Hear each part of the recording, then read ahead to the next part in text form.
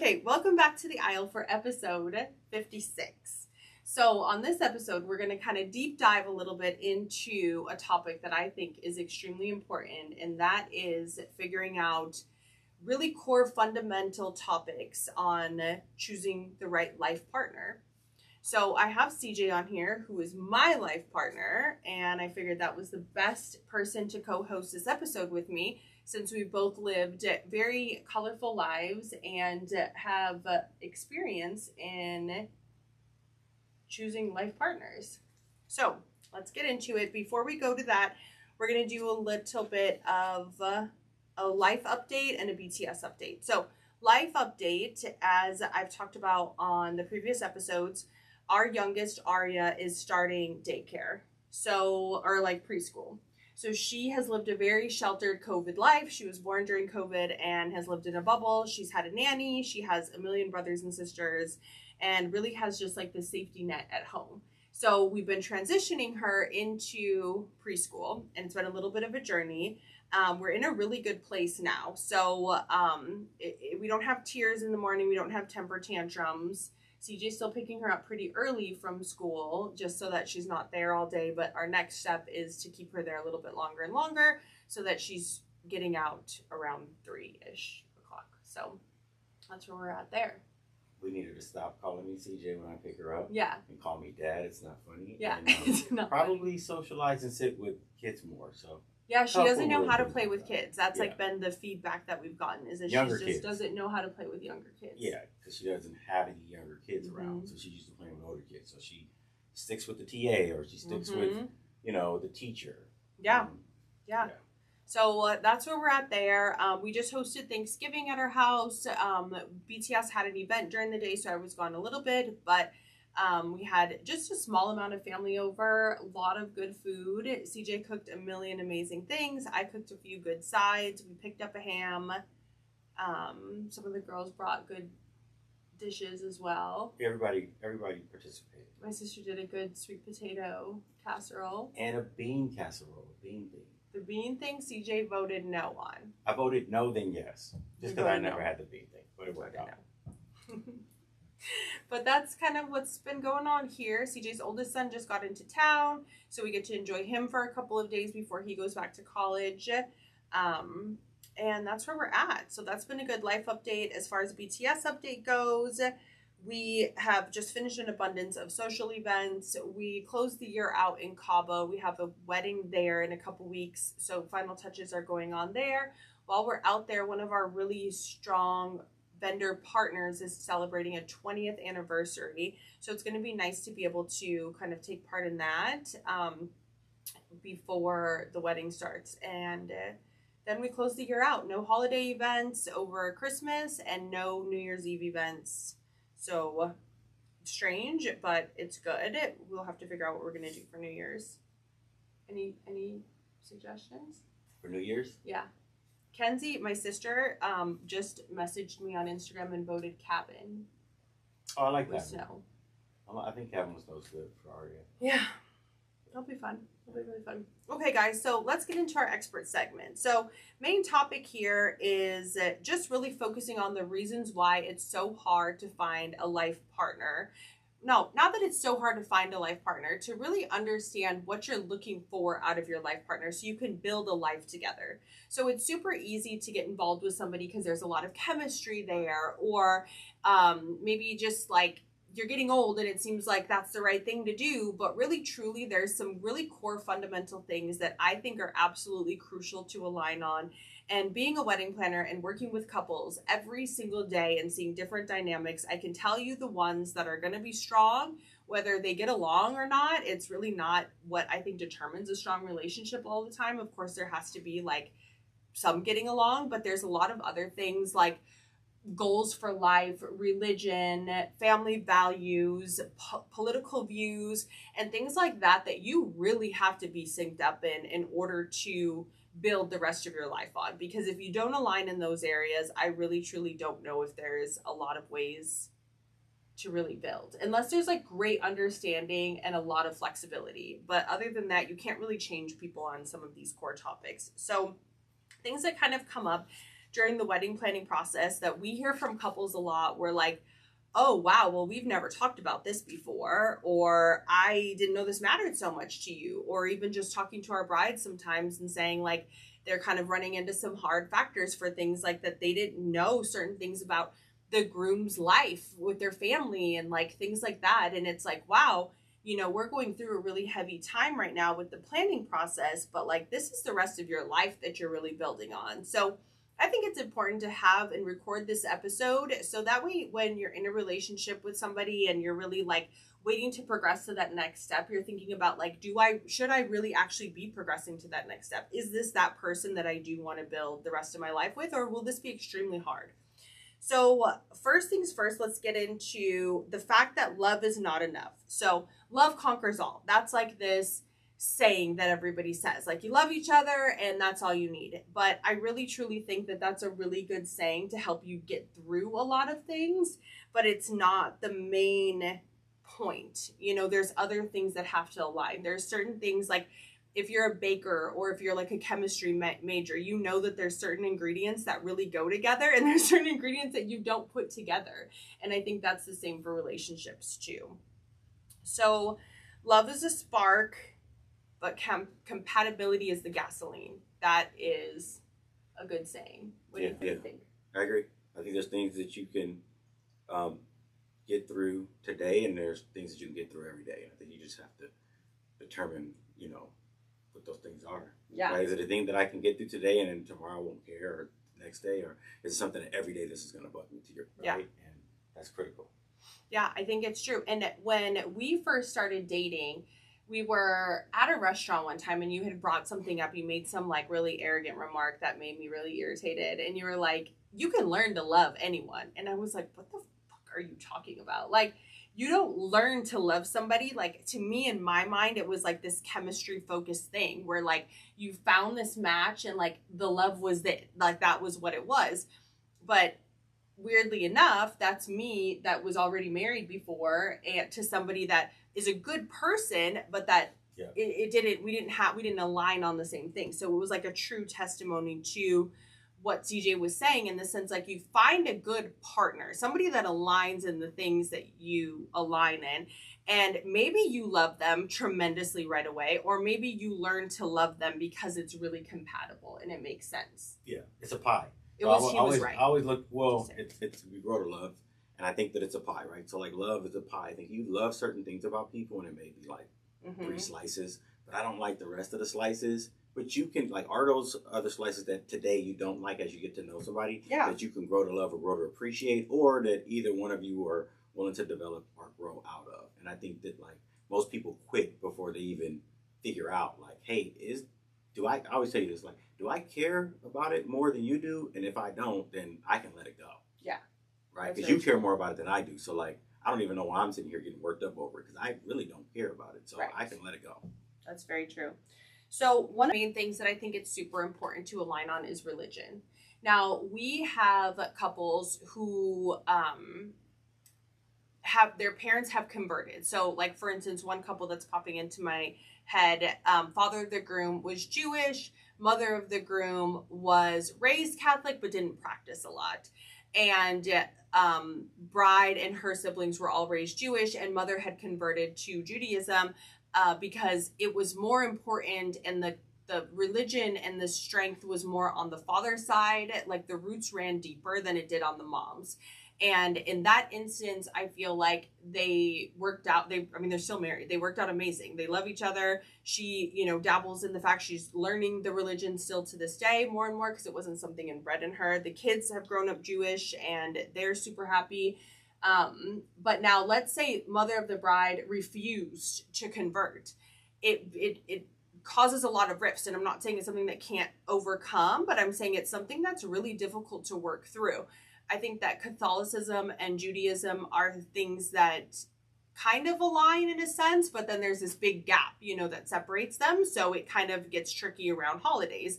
But if you're able to kind of do split holidays and have respect for each other, it could work.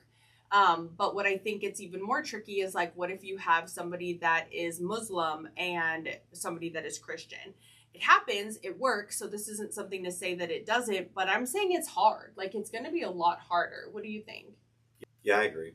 Again, this whole time you're talking, I'm thinking about the Netflix show that we watched. It's kind of like they're going through that. Yeah. But it is true. It's just one of those things. That's not a can I get over it today thing. That's an everyday thing because to your point, the first stage of it is just you and them getting through it. Then it's the parents getting through it. But then if you have kids, who are they going to be? Are they going to believe in what you believe in or what I believe in? A combination of both, flexibility. So absolutely, I mean, it's one of those things that even people that try to fight through it succumb to it at some point because it is just such a critical piece of like being with someone for the rest of your life. Yeah. Have you ever dated somebody seriously that was an extremely different religion than you? You're the only person I've ever dated seriously. Oh God. But I've dated different religions, but I'm more of a flexible person because I grew up with an evangelistic grandmother and church on Thursdays, Wednesdays, Saturdays, Sundays. But then when I went to college, I was opened up to a whole world of like, man, all of these people I'm in college with, in the dorms with, have different religions and we're kind of the same. So like, hey, I'm open to it. Like, but I've never been in a position where it was an either or. Hey, we have to pick. The people that I've dated, it was more flexible. Like, you know, we could do a combination of both, right? But I've never dated an extreme different of religion. Though, I would say that. So my ex-husband was atheist, and that's no religion. That's no religion. Yes. That's like no belief, no religion. And I am very Catholic, and so I have a very strong faith in the sense, like, I start every day with a prayer. I pray throughout my day. I was raised in a Catholic school. Like, it's so important to me. And so when times get really, really hard, I turn to faith, and that's just what it is. And like, when you are growing a life with somebody that then does not believe in turning towards faith, it's kind of like defeating, like, oh crap. And like, what, you know, if a kid gets sick and you're like praying, but then the other one is like, well, that's stupid. Like, you know what I'm saying? Like, you have to really kind of align on things. And there's some religions that are kind of similar and you can work through. There's some that are drastically different. And I feel like things probably need to change in order for it to work. And then I think there's some that are just like, it's just not even gonna work. So it's definitely a conversation that I think should be had amongst people involved in a relationship earlier on, because it's a big deal, and you maybe can tolerate it at first when things are all cute and fun, but like when things get a little bit heavier, it's not easy to just kind of things that you lean on when times get difficult for whatever reason, be it work, be it family, and you two are going through it. Those are the things that you have to be somewhat aligned on, because if you're turning to your faith and you're keeping a particular like regimen or routine on getting you back above the line, and the other person is like, nope, I don't believe in any of that. Yeah. It's just not going to work. It's like, okay. Yeah, it's just not going to work. Absolutely. So yeah, that's just kind of the feedback I have for that, is just like we said, some things are easy to kind of mesh and like, you know, skate under the radar. They're not really too problematic. Some things are big deals, but can be worked through if there's people that are able to compromise, and then some are just not going to work. Let's talk about politics. Do you think that a far left wing and a far right wing couple could work if one's on one side and one's far on the other side? I think that's a little bit different than religion, because religion, I feel like people are less likely to pivot from, because it is such like how you were raised and who you are, and it's so deeply rooted. Politics, as being someone that have played both sides of the field, right? Red, blue, whatever, depending on what's going on. I can see it because I've been in situations where it's like, okay, you're far this way. Like, let's talk through it. Like, let's talk. It's all about the conversation of the relationship, right? Like, let's talk through why you are where you are, and like, are you truly like far this way or that way, or are you just certain things that you feel strongly about? And what do I care about, though? So I think politics is one of those to where there could be some negotiation in there. And I also think, because I feel like politics in some form or fashion has become seasonal now, meaning like what this side is today doesn't mean what it's going to be like in 2 years or 3 years or 4 years. I think that that's something that can be somewhat quote unquote negotiable. But again, the conversation is relationship. You got to talk through it and ensure that everybody's good with everything, because you can offend someone and they'll be silently offended. that's going to impact long-term things. Yeah. Right. Yeah. And I think that's what breaks the life partner thing, right? Mm-hmm. Not today's partner, but the life. In 10 years from now, I'm going to be just bugged that for 10 years you have consistently offended me in this way because of politics. And so it's something you got to talk about. But I do think that you can navigate, but it just, it's one of those conversation things that you got to talk to and be open-minded and also be respectful and not, because politics can get offensive quick, probably more than religion, I feel like. Yeah. I think in this day and age, couples have to align on politics, personally. And I don't think that I've ever thought that before, but I think that 20 years ago, if I were to have a conversation about politics, I would say it doesn't matter. Like, it doesn't matter. Everybody will be fine.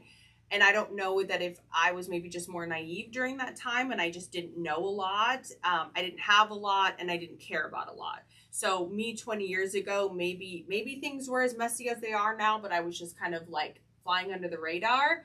But it's a good kind of life lesson to share because politics started to really matter when the world started to fall apart and I had a business that I relied on. And that is where politics dictated everything. And I started to kind of learn a lot more. And we have a lot of conversations about this in the sense that politics are just deeper than what political views you go into. It goes into like how you value people, how you treat people, what your priorities in life are, the moral compass. It can get deep. And so I think that maybe again, starting off in a relationship, it might be something where it's like, oh, no big deal. Like we can get past this. The chemistry is so great. We're having so much fun. But when the world gets heavy and life gets really fucking hard, when you're not aligned in those areas, I don't know if a relationship could make it. Personally. I mean, like even just thinking of going through COVID, the two political parties viewed that situation so different. Whereas on the Democrat side, it was so people focused. And so making sure that all the people were okay. And on the Republican side, it was very much so like, we got to still keep an economy going and we got to keep a business going. And I don't think that one or the other was bad or wrong, but I think that people really separated and divided as far as like how they handled this crisis, and it became really freaking heavy.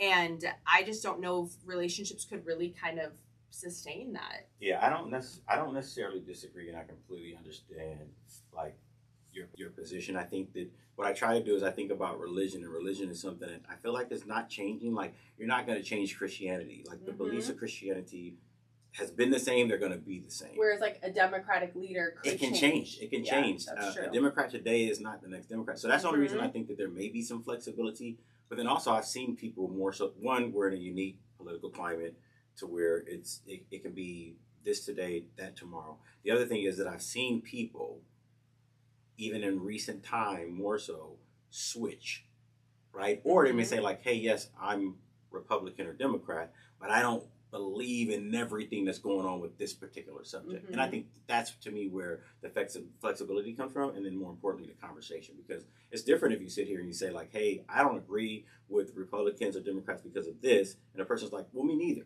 Yeah. But I'm still this, this realm. Oh, okay, cool. We can navigate through it. You don't support the thing. So there's just layers into it that I think is flexible, but I completely get your position.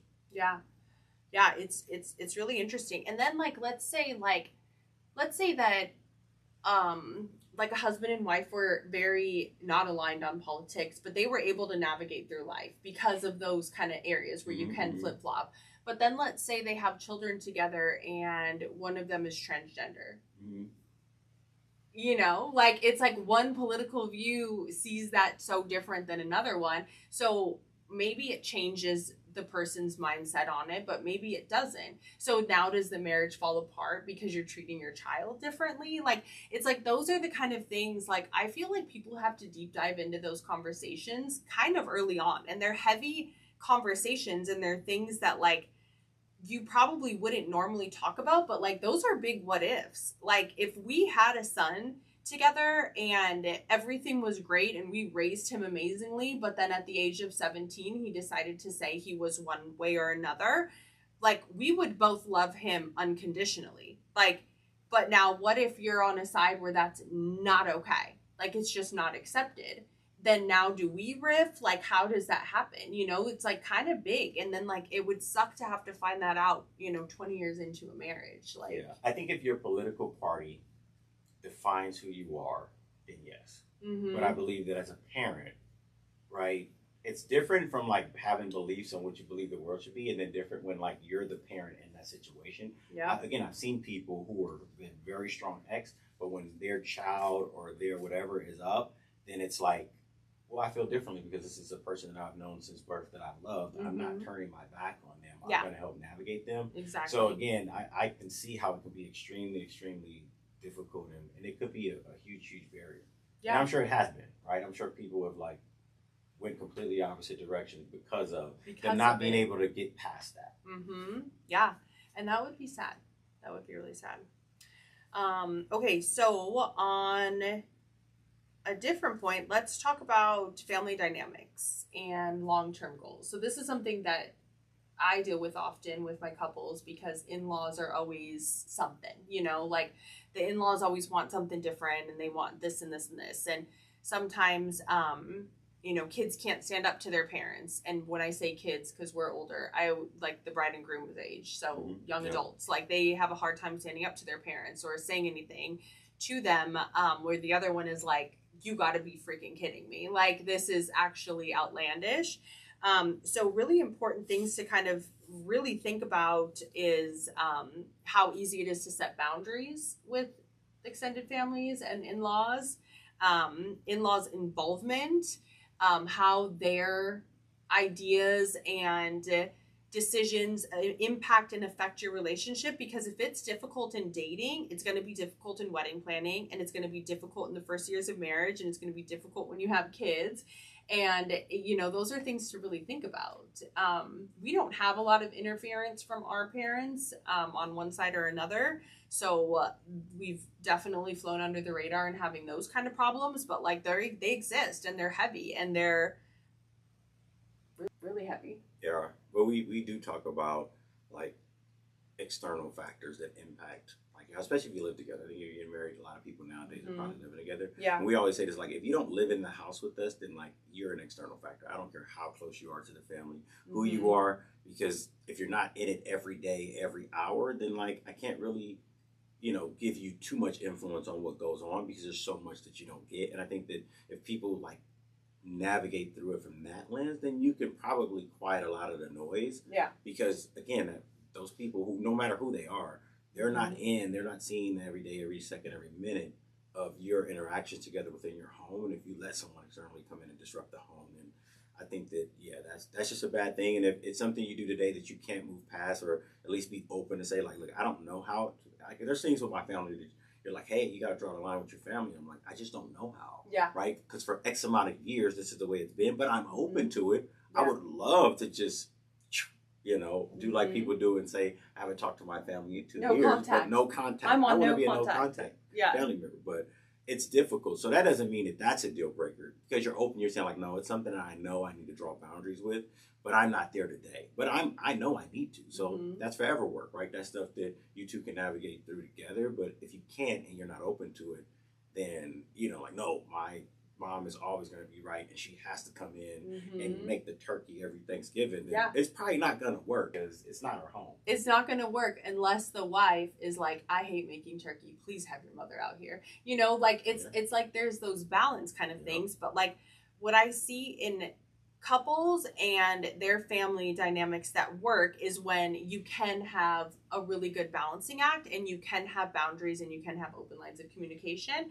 When I see it doesn't work is like when people aren't good at managing their emotions, and all of a sudden things have gotten so deep and so heavy and nobody's communicating, and then bride is giving the ultimatum to groom that he needs to choose between his mom or her. And it's like, how did we get here? And like, that's so messy. And like, how do you want to, or why would you even want to sever a relationship like that? But there again, it's not that I can't look at those people and be like, they're bad people. They're just terrible at managing their own emotions, and they're terrible at communicating. Like, I empathize with younger couples too, because I think it's different when if I look at, like, say my son, who's 21, 22, if he was to go into like getting married or being in a serious relationship right now, that would be difficult for him because like he's still highly dependent on his parents Yeah. and like the different and they still are like extreme value to him versus like once he's my age, I'm like I haven't been dependent on my parents in a very very long time. They have like minimal influence, so by design in my relationship they are. But if you're younger, absolutely it's something that you're going to think about. And it's the same thing I would say is like, hey, don't think about today, think about in 30 years, are your parents still going to be that? Yeah. And if it's not, then you got to move past it because you're not in the business of today, you're in the business of, hey, in 30, 40, 50 years when I'm with this person, will this argument, this situation, these people matter? And the answer is no. Then you got to figure out a way to move past it because then you will never make it to life. You'll make it through just that day or not, right? Yeah. Yeah, I think that's really true. So that's just another big, heavy thing that, again, boils down to communication and talking about them. And even, like, certain couples having, like, non-negotiables. Like, you can have a say in how I treat anybody in my family, but not my sister. You know? Like, I think those are things, too. Like, butt out when it comes to that. And I think that that's a fair conversation to have. Like maybe there's a certain family member that is just so important and so close to you. And I think that that's good to express. So then that way your spouse or your significant other knows going into this, like, that's a topic I'm not going to touch. I don't understand the relationship. I don't get it, but I'm not going to touch it because we already have that agreement. And I think that that's fair too. Yeah. But you have to get to a point to relationship maturity where everything can be discussed with love. And it's not a like that's off because there can be nothing off limits. Yeah. Because then again, there's someone on the other side of that conversation who's being closed off because you've created a barrier. People should in a relationship. I think we have that like everybody can express their opinion respectfully about a situation, about a person, about their impact on you or the situation. Respectfully, you should be able to say, "Hey, look, let me tell you how I feel respectfully, and this isn't to be negative about anyone." But let me tell you what I see from my perspective. And that person, if you don't respect that person's lens, or you can't like learn to respect the other person's point of view as it impacts them, then the relationship it's not gonna make it. But nothing should be off the table. Yeah, that's true too. Nothing can be because I feel like it won't make. I can tolerate it today, but when we're 20 years in and we're saying like I'm divorcing you, that rule isn't gonna fit. No, it's not gonna fit 20 years, and I'm gonna be holding on to 20 years of that. It's gonna be a huge issue. Yeah, that makes sense. Okay, let's get into money, career, goals, lifestyle, all that kind of stuff. Okay, so next up, money, career, life goals. Yep. I think that this could be really difficult for people in relationships because a lot of times when you start dating, you're in a point in your life where you're probably maybe not too into your career, or maybe you haven't even landed your career. And as things progress, you maybe climb the corporate ladder, you maybe start a business, and what your relationship was when you first started is very, very different than what it is later on. And this is something that can tear a relationship apart because your roles in a relationship drastically change. So for instance, I work all the fucking time. You work all the time. If we didn't understand this about each other, we would get into hurt feelings. We would say, I'm not important to you. I can't believe you're taking this call right now. There would be a lot of drama and emotions going on. If I worked all the time and you didn't work, there could be a lot of things going on like, I'm pulling all the weight, this isn't fair, why can't you do something? You know, all of that could be really stressful. If you worked all the time and wanted me to be a stay-at-home mom and I'm sacrificing goals and what I wanted to do, that could be really hard on me. And so these are things that are important to talk about very early on. If you're a career-driven woman, you need to know that you are getting involved with a supportive man. If you never want to work a day in your life after you get married, you need to be able to express that to make sure that everyone's in line and that finances look okay for that to happen. But those are heavy conversations that have to be had from the very beginning. And the reason I stress this so much is because who you are and what you do when you first start dating could be drastically different 5 years into a relationship. And 5 years into a relationship is a very, very, very short amount of time in comparison to the whole span of what a relationship should be. So you got to figure out what the rules are, what the roles are, what the goals are, and you have to figure out if any of these are negotiable. So if things change down the road, is it okay? Those are my things. I feel like COVID like kind of taught people that everything is negotiable, because like I feel like the or economy, it taught people that you needed to run in the opposite direction. It's just that you don't know. If you're somebody that like career and money is everything, that can be taken from you instantly. I think we bring this up from time to time when we talk things too about like relationships. It's like, hey, you can get into a car accident and now you can do nothing. Like, so then do you just leave your life partner? Right. So I think I agree with you 100%. Those are like barriers. But again, those are things that you got to talk through. And if you have no flexibility in them, then you probably want people to have cushion and flexibility, because life, you don't control life. We don't, you know, and you have to be able to deal with the roller coasters of life. You know, there's people who were filthy rich that, you know, lose everything with one wrong pitch. And now it's like, if that was a core, you know, component of your relationship and it's gone, then where does that leave you? So you're right. You gotta talk through and navigate through that, and hopefully align on just flexibility, right? Because I think that aspirations, you know, are critical in understanding what people's intents and aspirations are versus like what they're currently in today or maybe in tomorrow. When it comes to money, job, career, all of those things. Because those things are, I mean, we see people getting laid off left and right, or careers failing because of COVID. And, you know, I was in the farming business and I just lost my farm. And you go, so then you lose your farm and your girl? And your wife, your family, your kids. So I would hope that what we've learned in the last 2 to 4 years is that family, it has to be the core. Right? Because everything else can be interchangeable. And then there's also things too, like finances, splitting bills, sharing bank accounts, saving styles, investment styles. There's so many things that have to be talked about, and typically you don't start a first date off with that. But I think those are, you were early on. You were like, split bank accounts or no? And I was like, what? No, fuck no. You're like, really? I feel like our first like date at Postino's was it was like an interview on both sides of the aisle. We're like, we just need to make sure that let's just make sure that we're not wasting any time here. Postino's before we go to like, you know, before we spend like a dinner. Before we go to Mastro's, like let's make sure we're aligned and we want to move forward. But I think that's an adult thing that probably younger people don't think through. But like, no, absolutely, you know, it's something I talk about. Even I talk to some of my buddies today, and it still comes up. It's like, well, I don't know what they make, you know, but I'm doing this, and this. It's like, you're that caught up on what the other person makes and what they don't share. But it can sever even the best relationships. It wasn't the There's the headphones. It's fine. Okay. Headphones.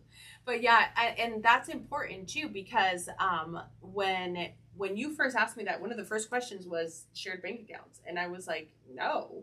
You do what you do, I do what I do. I have no clue. I don't even know how many bank accounts you have. I have no clue what's in them.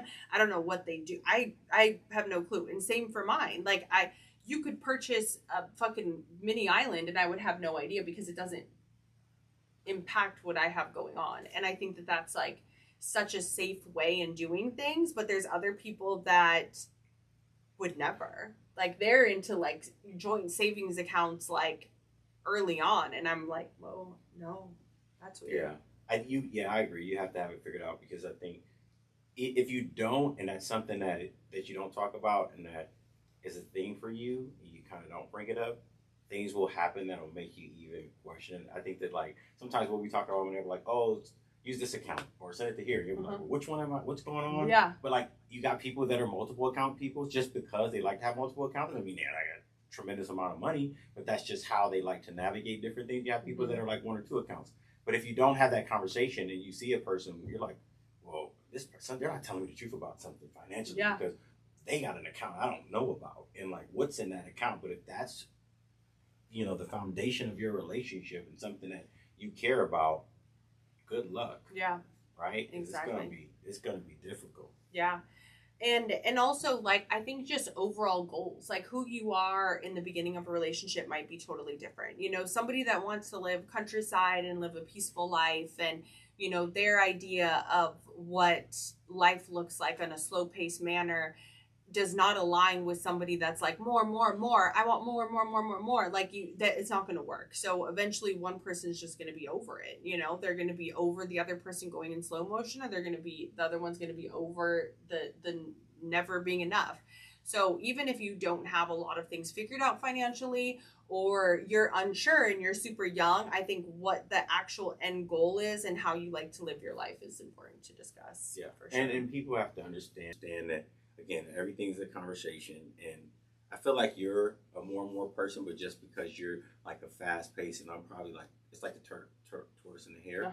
You know what I mean? But again, you have to go back to like, is it important to me? Like, that's great that you're like, let's redo the kitchen. And I have to think in that moment, like, do I really care if we redo the kitchen or not? If the answer is no, I'm not going to start a discussion over like, yeah, but I'm not going to start an argument over like rebuilding the kitchen if it's not that, just for the sake of doing it. And so, but again, that's you thinking through relationships before. Is this something that I truly care about? Does it need to really be a full discussion, or do I not care about it and I can just align with her? Cool. And there's things that you got to be able to draw. Hey, I'm gonna draw a line in the sand. We're absolutely not putting a $3,000 fountain in the front yard. That's not gonna happen. Yeah. And then you move on from it, but it's a conversation, and you should be flexible. You should be with somebody who can be flexible with it. Yeah, I think so too. Okay, so next up, family planning and parenting philosophies. So, do you both want kids? How does discipline work in kids? Who's going to be in charge of watching them? Like, is there a nanny? Is there daycare? Is someone staying home with them? Are you on the same page with raising them on certain religions, on gender identities, on hobbies, on all kinds of things? So I think that when you start a relationship with somebody, typically there's no kids involved. With us, there was 4 when we first started. So kids. There was already a lot. So I think we were seasoned in the fact that we already knew to kind of talk through a lot of really important things. But most traditional relationships don't start like that. So it's important to be able to have the conversations on how parenting goes, because unless your goal is to not have kids, that's the next natural step after the relationship working out fairly well. And that can tear people apart, because even just having a baby and not sleeping for 2 years and just the simplest thing like that can tear somebody apart. So then on top of like raising them with a certain type of roles and goals, I think is critical. I agree.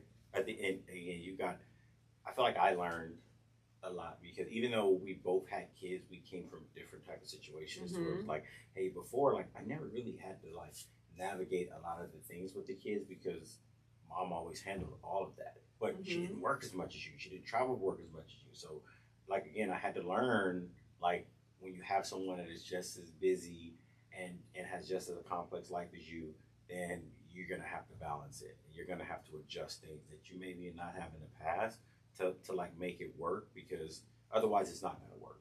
Yeah. Right? Exactly. Yeah, it's a really big deal. I think that kids can put a huge strain on marriages, and I feel like a lot of times when you look at people in their middle ages and they're getting a divorce, it's almost always after the kids are away at college, and it's like they kind of like just mustered through what they needed to, and then kids were in a stable place, and then they're like, okay, I'm leaving. But it's like, how can you not be that? Like, how can you not live your life to where you're just trying to get through until the kids are older? Like, how do you actually just stay aligned during that time? And I think that, again, picking somebody that's in line with you from the beginning of things, and then also having that open communication through, so that the kids don't tear you apart. Because 2 people carrying on about life, just them 2, is pretty easy, I would imagine. But adding a lot of like kid dynamics to things is what could really strain a relationship and break up a happy couple, in the sense that like, this is just too much. Like, we're just not on the same page there. Well, the first couple years are critical, right? Because usually like it's fractured in year 1, 2, or 3, and then like the fractured components of it last through 18, 20, and then people break up, and then like when the kids are grown and they don't care about either one of you, you get back together. Like I see a lot of that happen too, when like older couples like, oh, me and dad's back together, you know, we're just hanging out, but it's like, oh, the kids were the problem. Yeah. The kids are always the problem. And so like it's truly you against the kids. And like I always did that in relationships. Like, look, we disagree with Aria on this, but like Aria only gonna be around for like, she's only gonna be 3 until March, and then she's only gonna be 4. So like this thing we're talking about will be irrelevant in 3 or 4 years. Can't let it. You cannot let it fester and be something you take into 4 and 5 and 6 and 7, and then we just can't do this. But we really like each other. But she's the problem, and so like I always recommend, like even when I talk to my friends about it, it's like, bro, like your kids won't even be around in 20 years when you're both sitting on the back porch enjoying life. Yeah. So there's something else you have to navigate through and understand that they're forever, but they're temporary because they're going to go and get their lives and live on. And so like, I always hate when I see people break up because of kids, because then kids don't come back and be like, I know you left dad because of me, and I'm just going to love you. They're got their own life. They not visited you no more. It's like, I should have stuck with my husband or wife.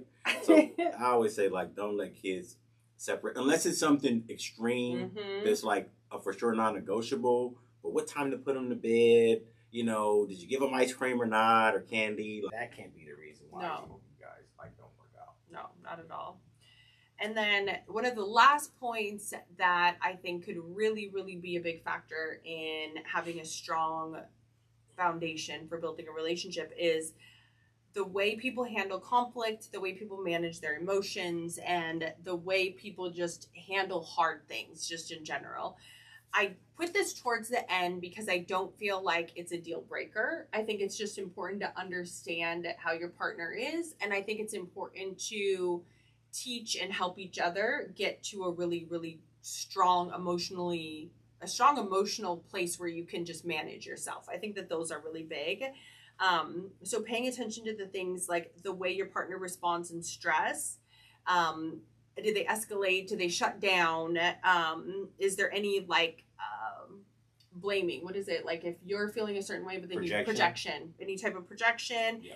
Are they able to apologize? Those are things that is important to really pay attention to. I don't think that there's a lot of conversations to be had on this. I think it's just important to recognize and offer support and help each other kind of navigate through. Like when we first started dating, I mean, you've helped me tremendously in a way to emotionally manage things. And had you not, I would just be, like a little Tasmanian devil running around. And so it's, I don't think it's deal breaker, but I think it's important I think it's part of a relationship, a really good foundation to kind of help each other on. Most critical. And especially, I think one of the key components is understanding that, like, and I'm just going to use men and women because we're man and woman, like in a relationship, but men and women are just genetically different. Fundamentally different. Like I'm saying the majority, right? So there's certain guys that are like, think like women in relationships. But there's a lot of us, like, we just are different. Like, we're different creatures. We're built differently DNA wise in the way in which we function. And so I think understanding that, like, Trista's not gonna behave how I behave. She's a woman who has I couldn't understand how she behaves.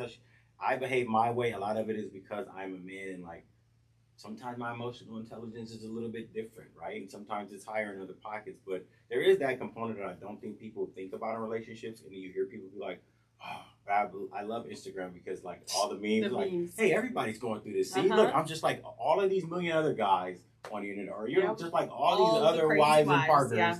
And so it isn't a personal thing, because I do think that all of the things that we discuss, people make them personal. Mm-hmm. Because you think it's personal, it's a me versus you thing. We can't be together versus like, hey, look, you know what? This isn't a me versus you thing. I can go get another woman tomorrow, and the chances of me and her probably disagreeing over me sitting on the couch watching football for 8 hours is probably going to come up, because that's just something that most women aren't going to be used to. So you have to understand that component and allow that to be like, okay, this isn't going to be one of those things that's a deal breaker, because, they're being this way, and we can grow to kind of find a common ground, versus it being like, I cannot deal with him because he just watched football Saturday and then Sunday and he hasn't done anything.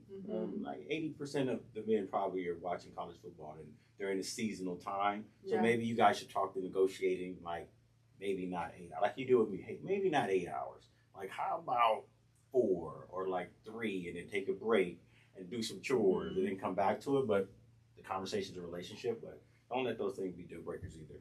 Yeah, I agree. Okay, so to end this out, what is one personality trait that is a total deal breaker for you in a partner? Just one. First one that comes to mind.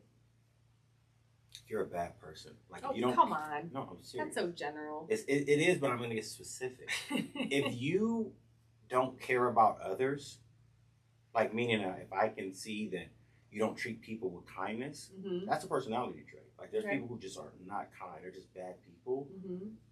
It's a deal breaker for me because like I'm not that person. Yeah, like, that would be too opposite from you. Oh my goodness, it would just I wouldn't be able to do it. Mine would be laziness. Yes. I don't like it. You hate it. It's a big deal breaker. You hate it. That's a big deal breaker. What is the most desired characteristic for you in a partner? It will probably be the opposite side, compassion. Compassion. I think that like one of the best things that any person can possess is compassion, right? For a person in their situation and whatever it is, I think that's just like amazing. Yeah. I think mine would be a good leader, but then it's tricky because I like to lead too. But I think a good leader is good, and that's something that I've always found in you is like you're always good at navigating through things. Like it could be the smallest little task or it could be a big life decision, and you're like, this is the way we need to go. I love that. So that's good. Okay, guys, so that's all we have on our topic for today. We're going to close this episode out. Questions from a DM. So every episode, we pick a question that we get from the week before from somebody that follows us on Instagram, and then we answer it live. So for this one, a girl writes in. She says that she's madly in love with her boyfriend. They've been talking about getting married, and they've only been dating for 6 weeks, and asked if we've ever planned a wedding that... Have you ever planned a wedding for newlyweds dating as short of amount of time that we have? Did you see it work out well? I don't think we've ever done 6 weeks, but we have done pretty short turnaround times.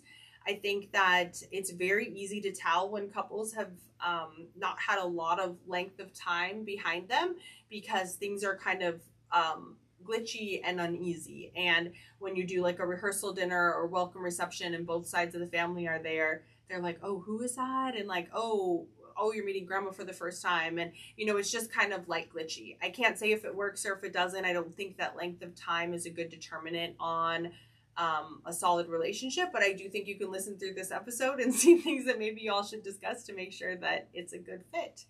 All right, guys. So thanks for walking down the aisle with us. Make sure to join us here every Tuesday as we talk all things weddings. If you could tune into any platform, you will be able to hear us on Google, Stitch, Spotify, Apple Podcast, pretty much anything. Make sure you give us a 5-star rating and a positive review. Thank you.